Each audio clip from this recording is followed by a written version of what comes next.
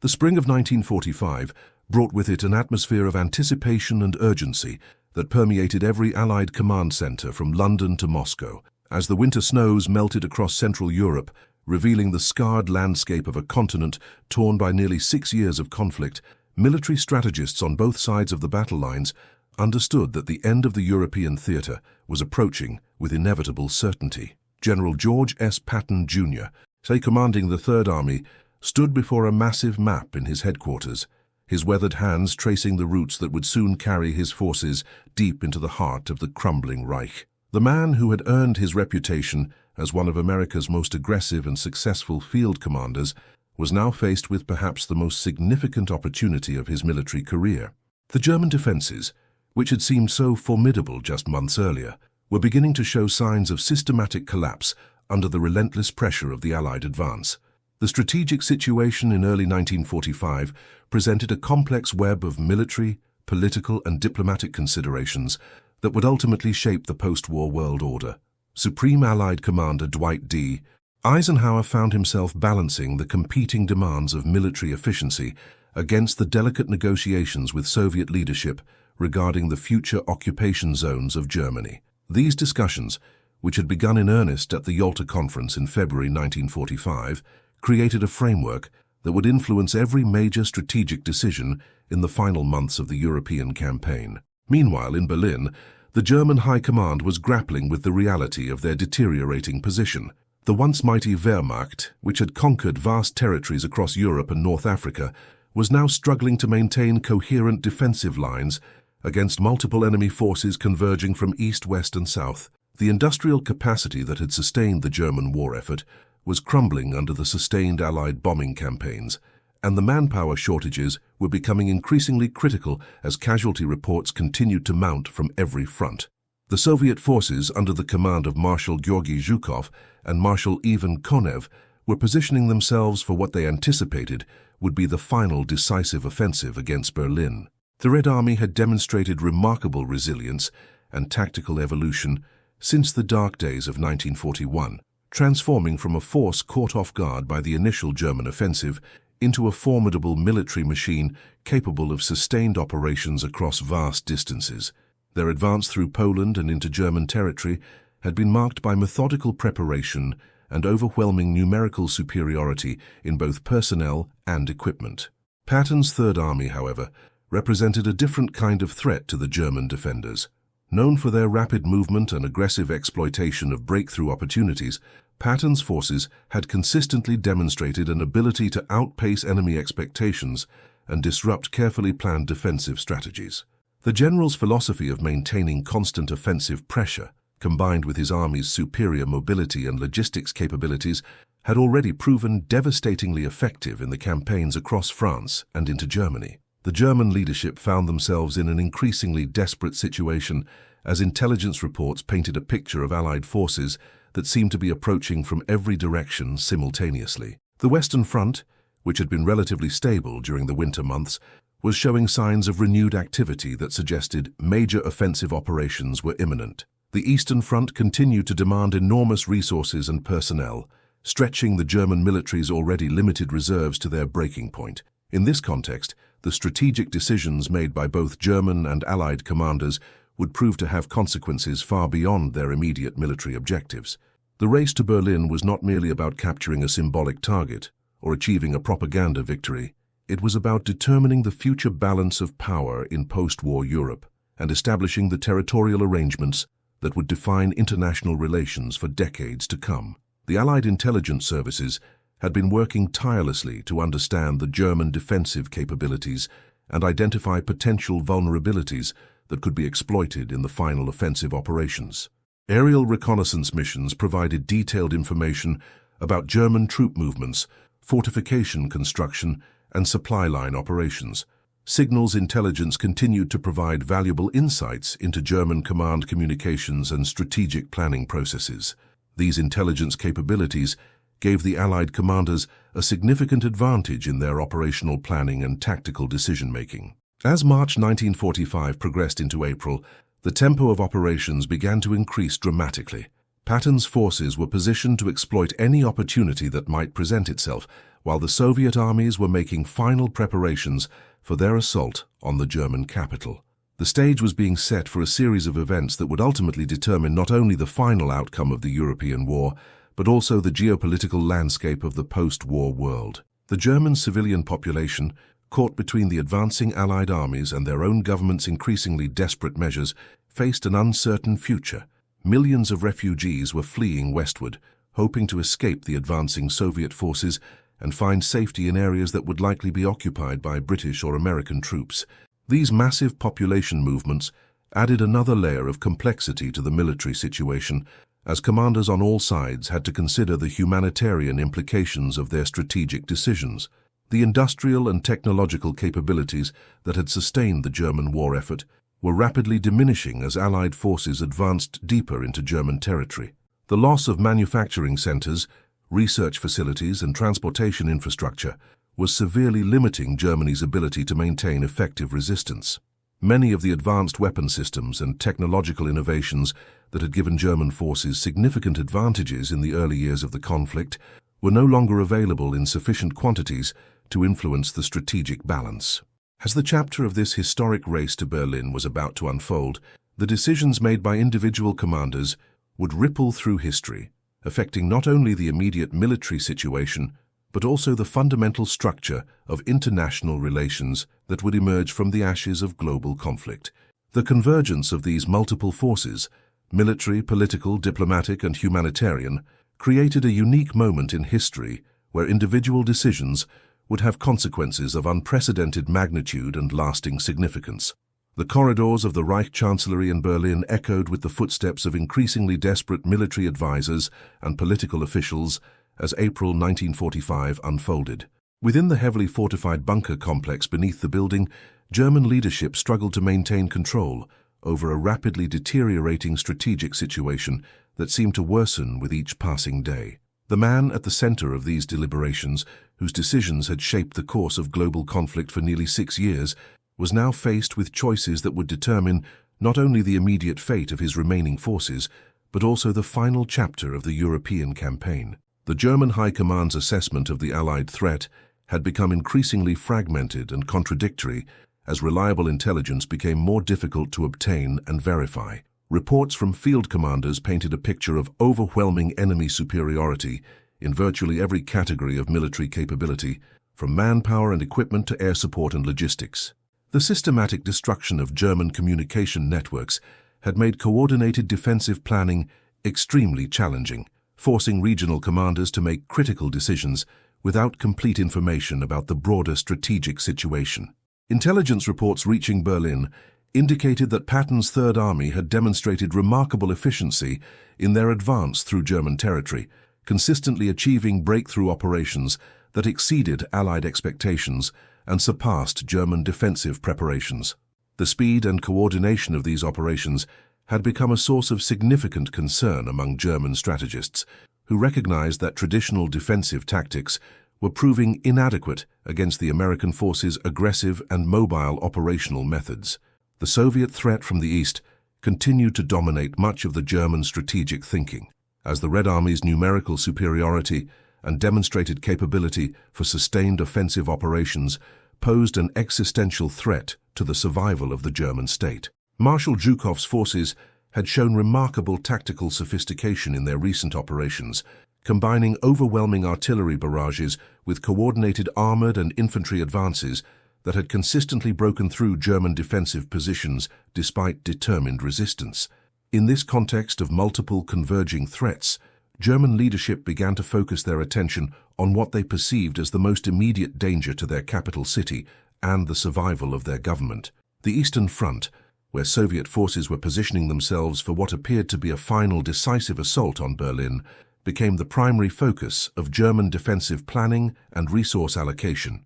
This strategic prioritization would prove to have far-reaching consequences for the German ability to respond effectively to threats developing from other directions. The decision-making process within the German High Command had become increasingly centralized and rigid as the military situation deteriorated. Field commanders found their tactical flexibility severely constrained by detailed directives from Berlin that often failed to account for rapidly changing local conditions. This centralization of command authority, while intended to maintain strategic coherence across multiple fronts, inadvertently created vulnerabilities that skilled enemy commanders could exploit through rapid and unexpected operational maneuvers. German defensive preparations along the western approaches to Berlin reflected this strategic focus on the Soviet threat. The fortification efforts, troop deployments, and reserve positioning were primarily oriented toward defending against an attack from the east, while the western approaches received comparatively limited attention and resources. This imbalanced defensive posture created potential opportunities for Allied forces approaching from unexpected directions or employing unconventional operational methods. The resource allocation decisions made during this period reflected the German leadership's assessment of relative threats and priorities. Artillery units, armor reserves, and elite infantry formations were concentrated in positions designed to counter the anticipated Soviet offensive, while other sectors of the front received garrison troops and hastily organized defensive units with limited combat effectiveness. The logistics network that supported these defensive positions was similarly oriented toward supporting operations against the eastern threat. Communication between German field commanders and higher headquarters became increasingly problematic as Allied air operations targeted transportation and communication infrastructure throughout German-controlled territory. The destruction of telephone lines, radio installations, and courier networks made it extremely difficult for German commanders to maintain situational awareness or coordinate their defensive efforts effectively. This communication breakdown contributed to a fragmented defensive response that failed to achieve the coordination necessary for effective resistance against multiple simultaneous threats. The German intelligence services, despite their reduced capabilities, continued to provide assessments of Allied intentions and capabilities that influenced strategic planning decisions.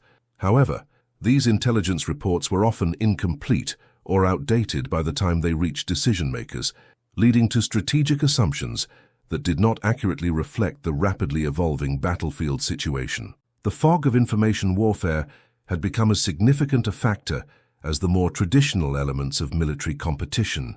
The psychological impact of constant retreat and defensive operations was beginning to affect the morale and effectiveness of German military units at all levels. The sense of inevitable defeat that had begun to permeate German society was also influencing military personnel, leading to decreased combat effectiveness and increased incidents of units surrendering rather than continuing hopeless defensive operations. This psychological deterioration created additional vulnerabilities that experienced enemy commanders could exploit through appropriate tactical and operational approaches. As German leadership contemplated their remaining options, the strategic decisions made during this critical period would determine whether their forces could maintain organized resistance long enough to influence the terms of eventual surrender negotiations. The allocation of remaining reserves, the positioning of defensive forces, and the prioritization of different threats would all play crucial roles in determining the final outcome of the European campaign and the circumstances under which German resistance would ultimately come to an end. The convergence of these multiple factors, resource limitations, communication difficulties, intelligence failures, and declining morale, created a strategic environment in which even small miscalculations or oversights could have disproportionate consequences. The German leadership's focus on the Soviet threat, while understandable given the immediate danger it represented, would prove to create exactly the kind of strategic vulnerability that Allied commanders were prepared to exploit in their final offensive operations. The mechanical symphony of the Third Army's advance echoed across the German countryside as thousands of vehicles, from Sherman tanks to supply trucks, maintained their relentless eastward progression through territories that had been under German control since the early days of the conflict. General Patton, riding in his command vehicle near the front of this massive formation, embodied the aggressive spirit and tactical innovation that had made his forces one of the most feared and effective military units in the Allied order of battle. The logistics network supporting Patton's advance represented one of the most remarkable achievements of American military engineering and organizational capability during the entire European campaign. Supply lines stretching back hundreds of miles, maintained a constant flow of fuel, ammunition, food and replacement equipment that enabled the Third Army to sustain high-tempo operations far beyond what traditional military doctrine suggested was possible. This logistical superiority provided Patton with operational flexibility that German commanders, struggling with their own severe supply limitations, found increasingly difficult to counter effectively. Intelligence reports reaching Patton's headquarters provided detailed information about German defensive preparations and troop movements that enabled his staff to identify vulnerabilities and opportunities for exploitation. The superiority of Allied intelligence gathering, from aerial reconnaissance to signals interception to local resistance networks, gave the Third Army commanders a significant advantage in operational planning and tactical decision-making. This intelligence picture revealed a German defensive posture that was increasingly fragmented and reactive rather than coherent and proactive. The tactical evolution of Patton's forces during their advance demonstrated the American military's remarkable ability to adapt and improve their combat effectiveness based on battlefield experience. Combined arms coordination between armor, infantry, artillery, and air support had reached levels of sophistication that enabled the Third Army to achieve breakthrough operations with remarkable consistency and efficiency. The integration of close air support with ground operations had become particularly effective, providing Patton's commanders with rapid response capabilities against German defensive positions. German resistance to the Third Army's advance varied significantly depending on local conditions, available resources, and the quality of defending units. While some positions were defended with determination and tactical skill, many German units were increasingly unable to maintain effective resistance against the coordinated pressure of American combined arms operations. The psychological impact of continuous retreat and the visible superiority of American equipment and logistics was beginning to affect German morale and combat effectiveness throughout the Western defense zones. The speed of Patton's advance was creating strategic opportunities that extended far beyond the immediate tactical situation. The rapid penetration of German defensive lines was disrupting enemy command and control networks, creating confusion and uncertainty among German commanders who were struggling to maintain situational awareness and coordinate their defensive responses.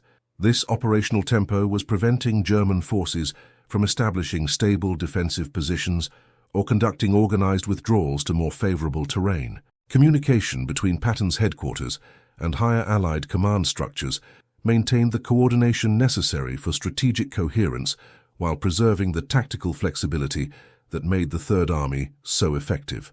Regular situation reports and operational updates ensured that Allied leadership understood the opportunities being created by Patton's advance and could make appropriate strategic decisions about resource allocation and operational priorities.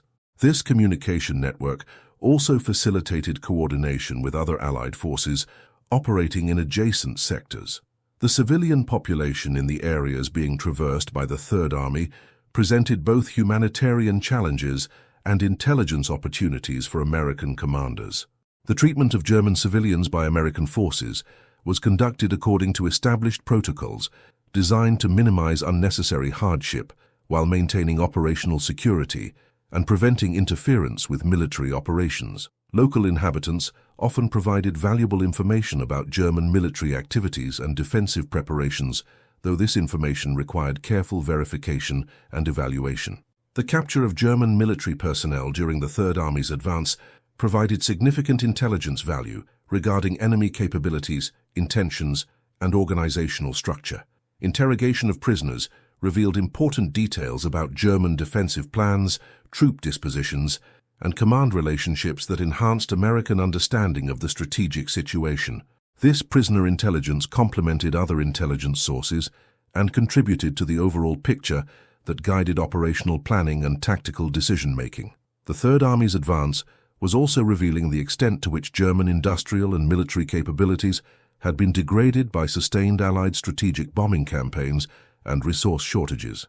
Captured equipment, abandoned positions, and industrial facilities demonstrated the severe limitations that were constraining German military effectiveness and reducing their ability to sustain organized resistance. These observations provided valuable insights into German strategic vulnerabilities that could be exploited in future operations. The psychological warfare aspects of the Third Army's advance were beginning to have measurable effects on German military and civilian morale throughout the region. The visible superiority of American equipment, the professional conduct of American personnel, and the obvious inevitability of German defeat were contributing to a growing sense among German forces that continued resistance was futile. This psychological deterioration was accelerating the collapse of German defensive effectiveness and reducing the casualties required to achieve operational objectives. The geographic terrain through which Patton's forces were advancing offered both opportunities and challenges for continued rapid movement.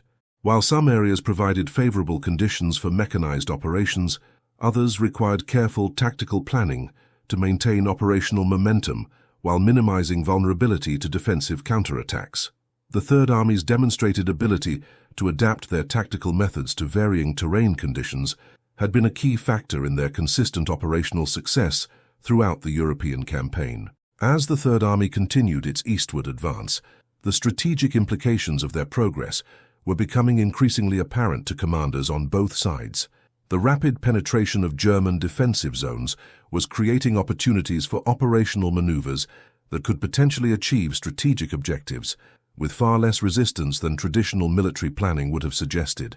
The momentum being generated by Patton's forces was creating a dynamic situation in which quick decision-making and aggressive exploitation of opportunities could produce results of historic significance and lasting strategic importance.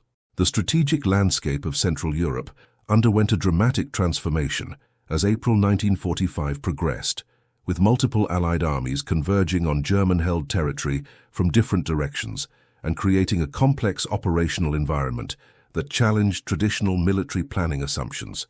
The proximity of various Allied forces to Berlin had created a unique situation in which strategic decisions made by individual commanders could have immediate and far-reaching consequences for the ultimate outcome of the European campaign and the post-war political arrangement of occupied Germany.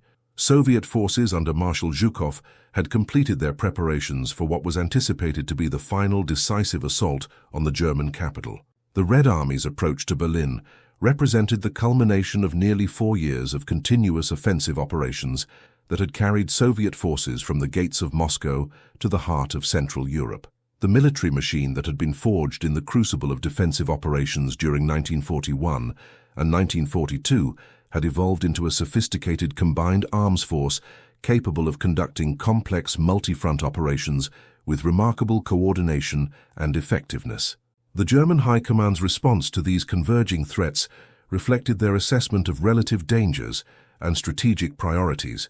Intelligence reports and field observations had convinced German leadership that the Soviet threat represented the most immediate and existential danger to their survival. The concentration of German defensive resources and reserves in the eastern approaches to Berlin demonstrated this strategic prioritization, while other potential avenues of approach received comparatively limited attention and defensive preparation. Allied coordination meetings between American, British, and Soviet commanders had established general frameworks for the final phase of operations against Germany, but the rapid pace of events was creating situations that required immediate tactical decisions without extensive consultation or deliberation. The previously agreed-upon occupation zones and operational boundaries provided general guidance, but the dynamic nature of military operations meant that field commanders often had to make critical decisions based on immediate tactical opportunities and constraints. The intelligence picture available to Allied commanders revealed significant vulnerabilities in German defensive preparations that could potentially be exploited through rapid and coordinated operations. The German focus on defending against the anticipated Soviet assault had created gaps in their defensive coverage that aggressive Allied commanders might be able to exploit before German reserves could be repositioned to counter unexpected threats from alternative directions. Patton's Third Army found itself in a position where rapid exploitation of the current tactical situation could potentially achieve strategic objectives that would fundamentally alter the timeline and circumstances of German surrender.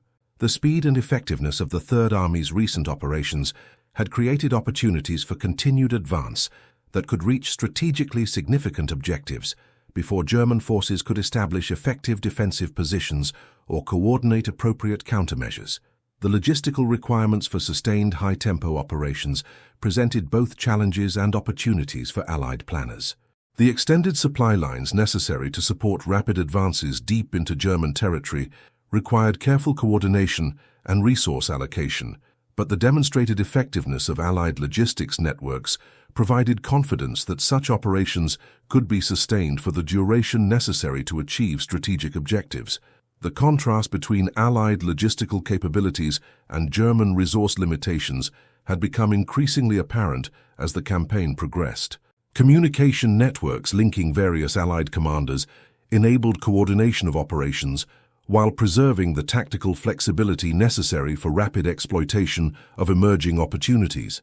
Regular situation reports and intelligence updates provided the information sharing necessary for strategic coherence, while established command relationships ensured that tactical decisions could be made promptly without compromising overall operational coordination. This communication infrastructure represented a significant Allied advantage over German forces, struggling with degraded command and control capabilities. The civilian situation in areas approaching Berlin presented complex humanitarian and military considerations for Allied commanders. Large numbers of refugees fleeing westward from the advancing Soviet forces created both obstacles to military movement and humanitarian responsibilities that required careful balance with operational priorities. The treatment of civilian populations in occupied German territory was conducted according to established protocols designed to minimize unnecessary hardship while maintaining military effectiveness and operational security. German defensive preparations in the western approaches to Berlin reflected the strategic assumptions and resource limitations that constrained their operational options.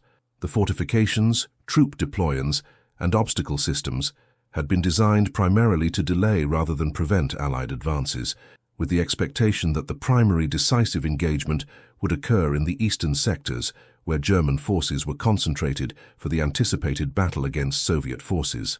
The psychological dimensions of the strategic situation were becoming increasingly important as German military and civilian morale continued to deteriorate under the pressure of obviously hopeless circumstances.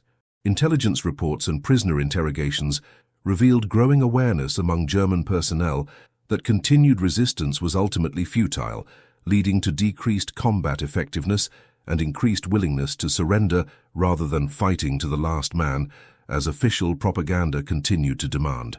The timing of potential Allied operations toward Berlin was becoming increasingly critical as Soviet forces prepared for their final assault on the German capital.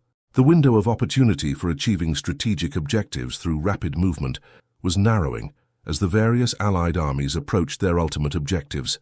The decisions made by Allied commanders during this brief period would determine not only the immediate military outcomes, but also the longer-term political and strategic consequences of the final phase of the European campaign. The convergence of these multiple factors created a unique strategic moment in which aggressive action could potentially achieve results far beyond what conventional military planning would normally expect. The combination of German strategic miscalculations, Allied operational advantages, and rapidly evolving tactical opportunities had created circumstances in which bold decision-making could produce outcomes of historic significance that would influence international relations for generations to come. The communication that would ultimately reshape the final phase of the European campaign arrived at German field headquarters through encrypted channels on a day when spring sunshine illuminated the scarred landscape of Central Europe with particular clarity. The directive, originating from the highest levels of German command structure, contained instructions that would fundamentally alter the strategic balance between German defensive capabilities and Allied offensive opportunities in ways that its authors could not have fully anticipated at the time of its transmission. The content of this communication reflected the German leadership's continuing focus on what they perceived as the primary threat to their survival and the most critical sector requiring defensive attention and resource allocation. The instructions contained within the message demonstrated the centralized decision-making process that had increasingly characterized German military planning as the strategic situation had deteriorated and operational flexibility had become more limited by resource constraints and communication difficulties. Field commanders receiving these instructions found themselves required to implement tactical changes that would significantly affect their ability to respond to developing threats and exploit defensive opportunities. The specific nature of these tactical modifications would prove to have consequences extending far beyond the immediate local situation, creating strategic vulnerabilities that experienced enemy commanders would be well positioned to recognize and exploit through appropriate operational responses. The reasoning behind this strategic directive reflected German intelligence assessments and command evaluations that prioritized certain threats over others based on available information and perceived strategic requirements. However, the intelligence picture available to German decision-makers was increasingly incomplete and fragmented due to the degradation of reconnaissance capabilities and communication networks caused by sustained Allied operations against German military infrastructure throughout the theater of operations. Allied intelligence services monitoring German communications and analyzing German tactical movements quickly recognized the strategic implications of the changes being implemented in German defensive postures. The redistribution of German forces and the modification of defensive priorities created opportunities that Allied commanders could potentially exploit if they were prepared to act quickly and decisively before German leadership realized the vulnerabilities they had inadvertently created through their strategic decision-making. Patton's Third Army, positioned to take advantage of exactly this type of strategic opportunity, possessed the operational capabilities and tactical flexibility necessary to exploit German defensive weaknesses through rapid and coordinated offensive operations. The combination of superior mobility, effective combined arms coordination, and robust logistical support provided Patton's forces with the tools necessary to achieve breakthrough operations that could reach strategically significant objectives before German reserves could be repositioned to establish effective resistance. The timing of the German strategic directive coincided with Allied preparations for continued offensive operations that were designed to maintain pressure on German defensive positions while exploiting any vulnerabilities that might emerge through tactical developments or strategic miscalculations. The operational planning processes that had enabled previous Allied successes were now focused on identifying and exploiting the opportunities created by German strategic decisions that appeared to be based on incomplete or inaccurate assessments of the overall tactical situation. Soviet forces preparing for their assault on Berlin remained focused on their primary objective of capturing the German capital through direct frontal operations supported by overwhelming superiority in personnel and equipment. The Red Army's operational planning continued to reflect their assumption that the decisive battle for Berlin would be fought primarily against German forces concentrated in the eastern defensive sectors, with other Allied forces playing supporting or secondary roles in the final phase of the European campaign. The strategic implications of the German Halt order extended beyond immediate tactical considerations to encompass broader questions about the post-war political arrangement of occupied Germany and the relative influence of different Allied powers in determining the terms of German surrender and subsequent occupation policies. The success or failure of various Allied forces in achieving their immediate military objectives would influence their negotiating positions in post-war diplomatic discussions about European reconstruction and international security arrangements. German field commanders tasked with implementing the Halt directive found themselves in the difficult position of executing orders that many recognized were strategically questionable given their understanding of local tactical conditions and enemy capabilities. The rigid command structure that characterized German military organization during this period limited the ability of field commanders to modify their instructions based on developing tactical situations, even when such modifications might significantly improve their defensive effectiveness. The communication networks that transmitted the German Halt order also carried related instructions regarding resource allocation, defensive priorities, and coordination between different military units operating in adjacent sectors. These supporting directives reflected the comprehensive nature of the strategic reorientation being implemented by German leadership, but they also revealed the extent to which German planning was based on assumptions that might not accurately reflect the rapidly evolving battlefield situation. Allied air reconnaissance operations provided detailed intelligence about German troop movements and defensive preparations that enabled Allied commanders to understand the full scope of the strategic opportunity created by German tactical decisions. The superior intelligence gathering capabilities that had consistently provided Allied forces with significant advantages throughout the European campaign now offered the information necessary to plan and coordinate operations that could exploit German vulnerabilities with maximum effectiveness and minimum risk. The psychological impact of the Halt order on German military personnel reflected the broader deterioration of German morale and combat effectiveness that had been developing throughout the final months of the European campaign. Many German soldiers and officers understood that the strategic situation had become hopeless, and orders that appeared to limit their ability to conduct effective defensive operations only reinforced their growing conviction that continued resistance was ultimately futile and unnecessarily costly in terms of human casualties and material destruction. As the strategic implications of the German Halt order became apparent to commanders on both sides, the final phase of the race to Berlin entered a new and decisive stage in which the outcome would be determined by the speed and effectiveness with which Allied forces could exploit the opportunities created by German strategic miscalculations and tactical vulnerabilities that had emerged from centralized decision-making processes that failed to account for the complex and rapidly evolving nature of modern military operations. The dawn of what would prove to be one of the most decisive days in the final phase of the European campaign broke clear and bright across the German countryside, illuminating a landscape that bore the unmistakable marks of prolonged military operations and the systematic movement of large mechanized forces. The atmospheric conditions that had hampered Allied air operations during previous days had finally cleared, providing optimal conditions for the coordinated ground and air operations that would characterize the day's military activities and determine the immediate strategic outcome of the convergence of multiple Allied armies on their ultimate objectives.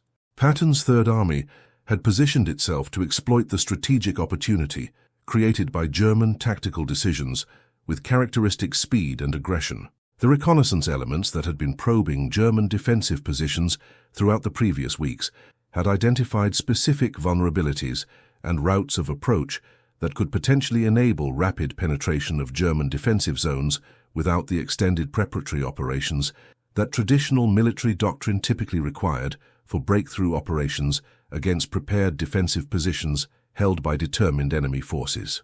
The coordination between different elements of the Third Army demonstrated the tactical sophistication and operational flexibility that had made Patton's forces one of the most effective military units in the Allied order of battle.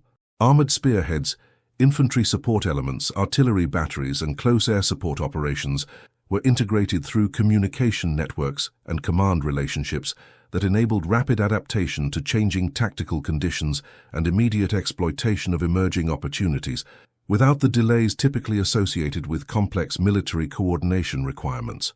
German defensive positions along the routes of Allied advance reflected the resource limitations and strategic priorities that had shaped German military planning during the final months of the European campaign.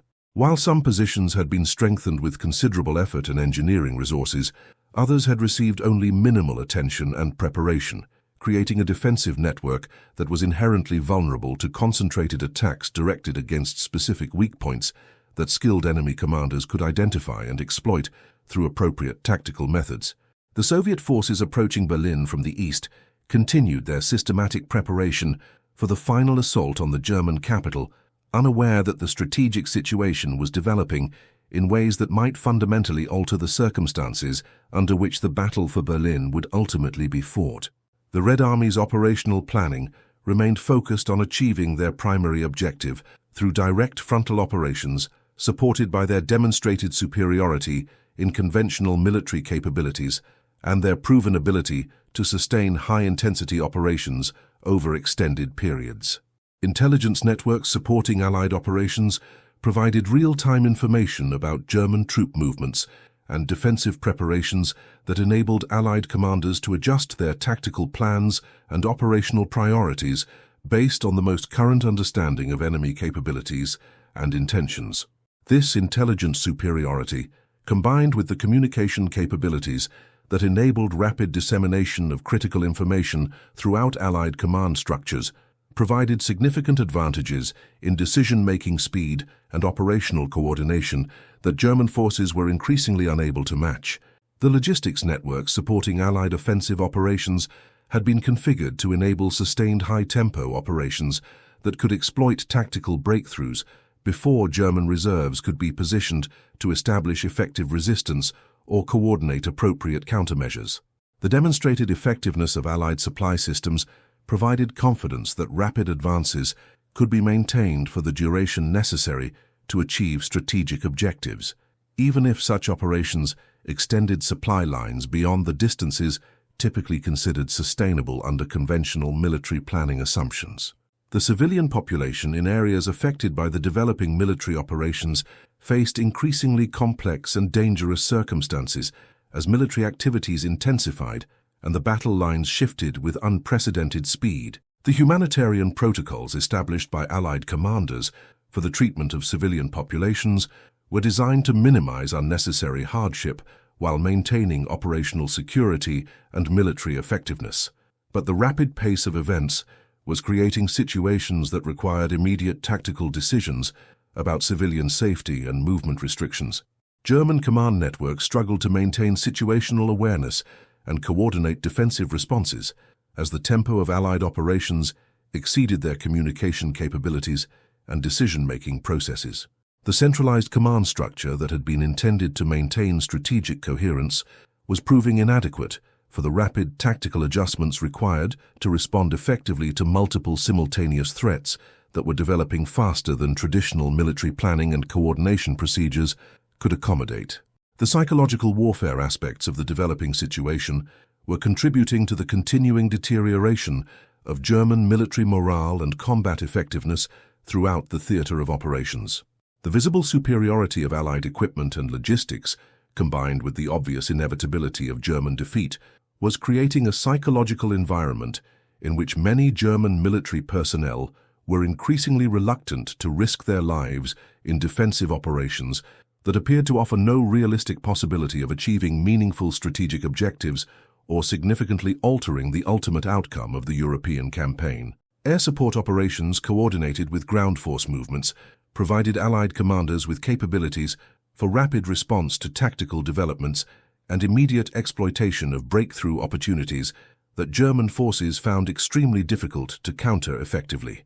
The integration of close air support with ground operations had reached levels of sophistication that enabled Allied forces to achieve tactical objectives with remarkable efficiency while minimizing their own casualties and reducing the time required to consolidate territorial gains and prepare for subsequent operations.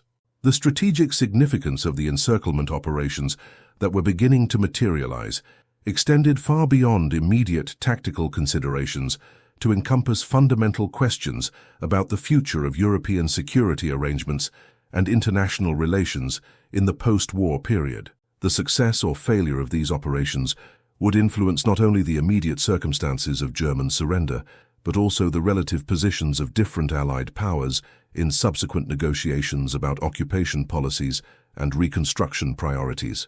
As the encirclement strategy began to achieve its intended objectives, the pace of events accelerated to the point where strategic decisions made during previous weeks were now producing tactical consequences that would be virtually impossible to reverse through conventional military responses. The convergence of multiple factors, German strategic miscalculations, Allied operational advantages, favorable weather conditions, and superior intelligence capabilities, had created a unique situation in which aggressive and coordinated Allied action could achieve results of unprecedented strategic significance, with relatively limited resistance from German forces that were no longer capable of mounting effective coordinated defensive operations against multiple simultaneous threats, approaching from different directions and employing complementary tactical methods.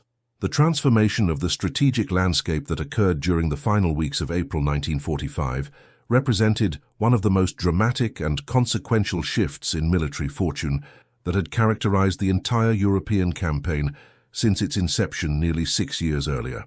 The successful execution of the encirclement operations that had emerged from the convergence of German strategic miscalculations and Allied tactical opportunities created a new reality that would influence not only the immediate conclusion of hostilities, but also the fundamental structure of post-war European politics and international relations for decades to come. The German High Command's recognition of their altered strategic position came gradually as field reports and intelligence assessments provided increasingly clear evidence that their defensive calculations had been fundamentally undermined by developments that their planning processes had failed to anticipate or adequately address.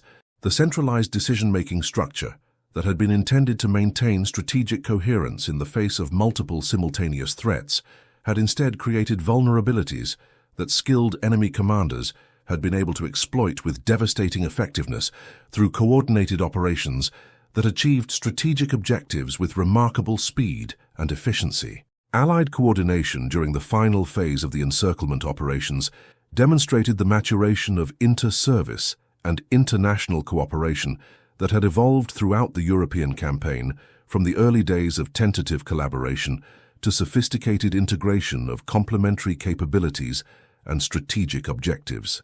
The communication networks, command relationships, and operational procedures that enabled effective coordination between American, British, and Soviet forces represented one of the most significant achievements of Allied military cooperation during the entire global conflict. The humanitarian situation that developed as a consequence of the rapid conclusion of organized German resistance presented Allied commanders with complex challenges that required immediate attention and careful coordination between military authorities and civilian relief organizations. The displacement of millions of German civilians, the collapse of civil administration throughout much of Central Europe, and the need to establish effective occupation governments required resources and planning that extended far beyond traditional military considerations and demanded expertise in civil affairs and international relations.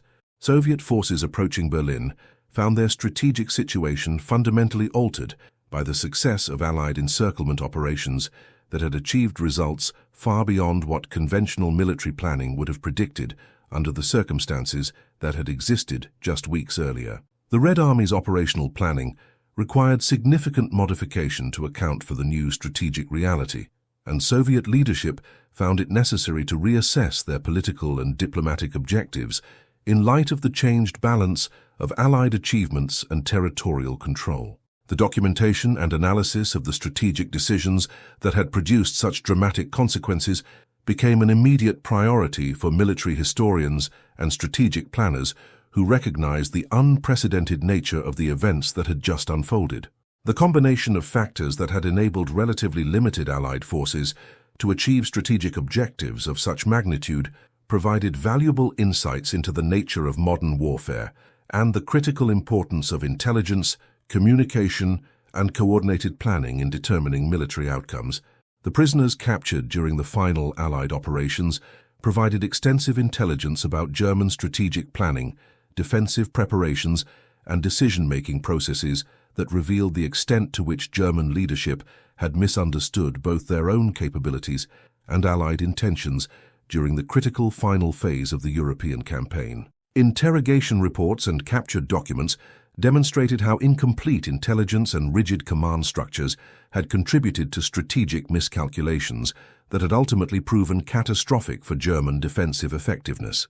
The economic and industrial resources that fell under Allied control as a result of the successful encirclement operations provided significant insights into the extent of German technological capabilities and the degree to which resource shortages and strategic bombing had degraded German military production capacity. The examination of captured facilities and equipment revealed both the remarkable achievements of German engineering and the severe limitations that had constrained German military effectiveness during the final years of the conflict.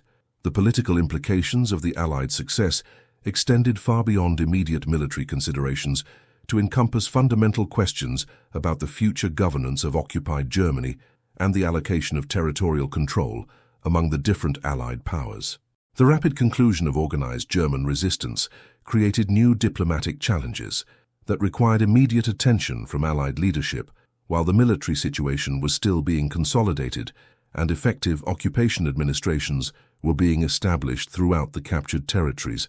The psychological impact of the dramatic conclusion of the European campaign resonated throughout Allied military organizations and civilian populations as the full scope of the achievement became apparent through official announcements and media coverage.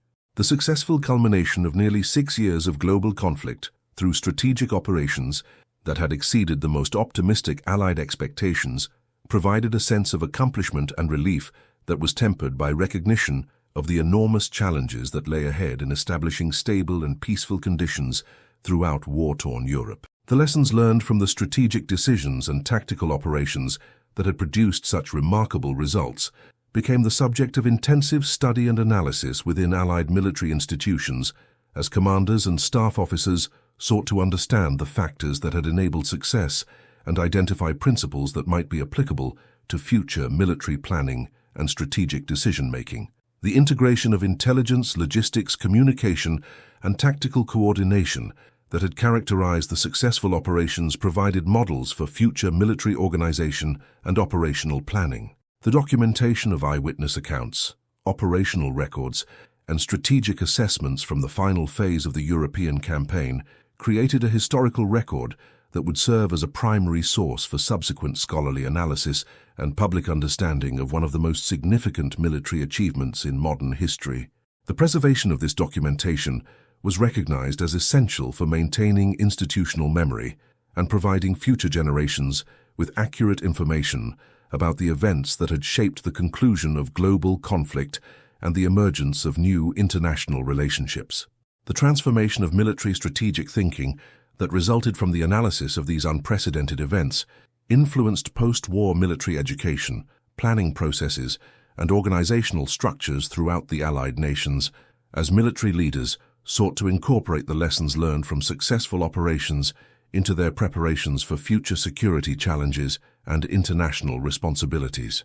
The recognition that rapid strategic success could emerge from the effective exploitation of enemy miscalculations and tactical vulnerabilities became a fundamental element of post-war military doctrine and strategic planning. As historians and military analysts continued their examination of the events that had produced such dramatic and far-reaching consequences, the strategic decisions made during the final weeks of April 1945 were increasingly recognized as representing a watershed moment in the evolution of modern warfare and international relations, demonstrating how individual decisions made under conditions of uncertainty and time pressure could produce results that would influence the course of global politics and security arrangements for generations to come, establishing precedents and principles that would continue to shape strategic thinking and diplomatic relations throughout the complex and challenging decades that would follow the conclusion of the most destructive and consequential conflict in human history.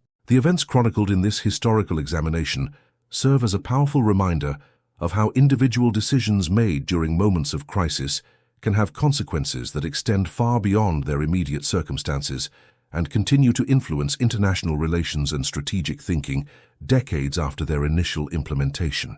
The German Halt order that created the strategic opportunity for Allied encirclement operations represents a case study in the critical importance of accurate intelligence, flexible command structures, and comprehensive strategic analysis in modern military planning and decision-making processes. The success of the Allied operations that capitalized on German strategic miscalculations demonstrates the enduring relevance of fundamental military principles while illustrating how technological capabilities, communication networks, and coordinated planning can amplify the effectiveness of traditional tactical methods and strategic concepts. The integration of multiple Allied forces with different national backgrounds, operational cultures, and strategic priorities into a coherent and effective military coalition provides valuable insights into the challenges and opportunities associated with international cooperation during periods of global crisis and uncertainty. The rapid transformation of the strategic situation during the final weeks of the European campaign offers important lessons about the dynamic nature of modern conflict and the critical importance of maintaining operational flexibility and strategic adaptability in the face of rapidly changing circumstances and unexpected developments. The ability of Allied commanders to recognize and exploit the opportunities created by enemy miscalculations demonstrates the value of comprehensive intelligence gathering, effective communication systems, and decentralized decision-making authority that enables rapid response to emerging tactical situations. The humanitarian consequences of military operations and strategic decisions continue to remind contemporary leaders of the complex responsibilities associated with the exercise of military power and the importance of considering civilian welfare and long-term political stability alongside immediate tactical objectives and strategic goals.